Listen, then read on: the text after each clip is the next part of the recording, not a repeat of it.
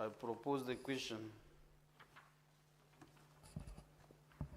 that the Senate endorse the report of the Standing Committee on Health on the county oversight networking engagements in Laikipia and Meru counties, laid on the table of the Senate on Tuesday, 11th November 2025. So now I call upon senators wishing to contribute. Let me start with this senior Linda Cheruyo Taron, Kipkurui, so that you can go and do other duties of the nation. Thank you, Mr. Speaker. That's why with age comes wisdom. Of course, yes. Mr. Speaker, I must appreciate you. Mr. Speaker, I must first begin by commending the Committee on Health. This is one of the most active committees of this House, and I appreciate, Mr. Speaker, that consistently they bring reports to this House laying bare the true state of the nation and the true state of devolution as expected by our Constitution in Article 96, Mr. Speaker. We represent counties and their interest. Mr. Speaker, I must appreciate that the county governments continue to struggle, and indeed, Senator Cherargei is right when he exposes that the true measure of performance at county level is provision of health services.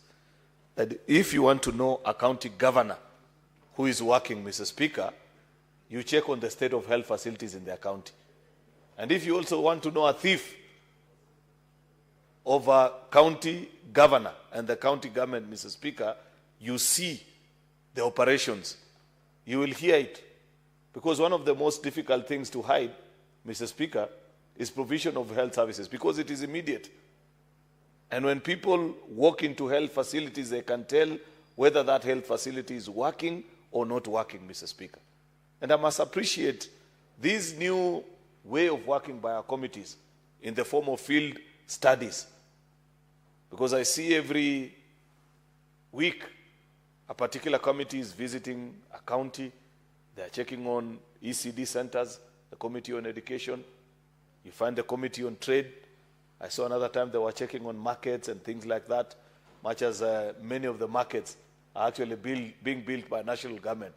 It is my hope that between this December recess, we will manage to convince our colleagues in the National Assembly, as they pass the budget, to at least part of the portion of the Affordable Housing Fund that is being used to develop markets, it should be part of what is being devolved to counties.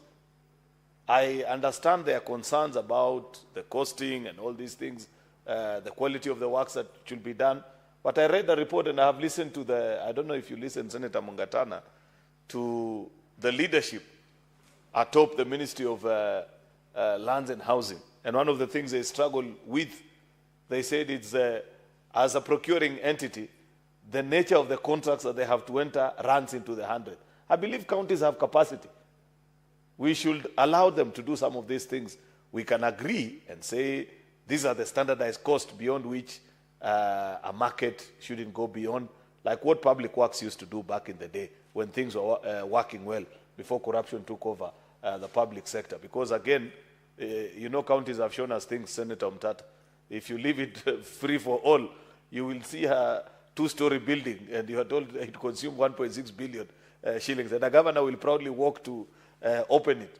So we must set the checks and balances without denying counties the necessary support to perform functions which we know they are able to. Like procuring of markets is something that I am deeply convinced, and I say this in public, I say it in private. I have told my colleagues from the National Assembly, I have told Kimani Ichung'wah many times about this.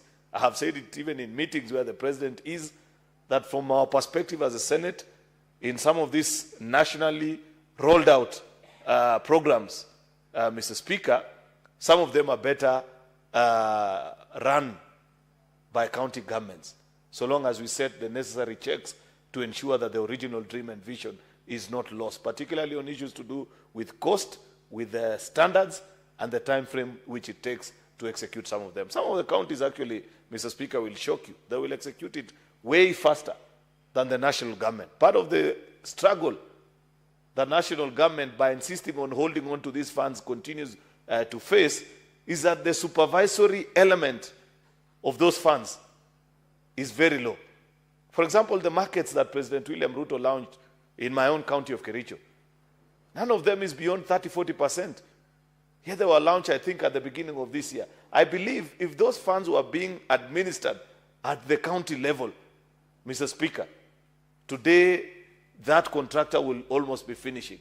And we need to send them as just conditional grants so that they are not diverted to do other things. It should be known, for example, that these are specifically for building markets in Taita Taveta. These are the number of markets that they need to build. We know this is a costing that has been done, and the counties procure competitive, so that you give even a chance for local entrepreneurs from Mulolwe and Voi, Senator Maruma, to compete for those programs. Anyway, Mr. Speaker, I don't want to divert from the original report. I was just speaking to the point that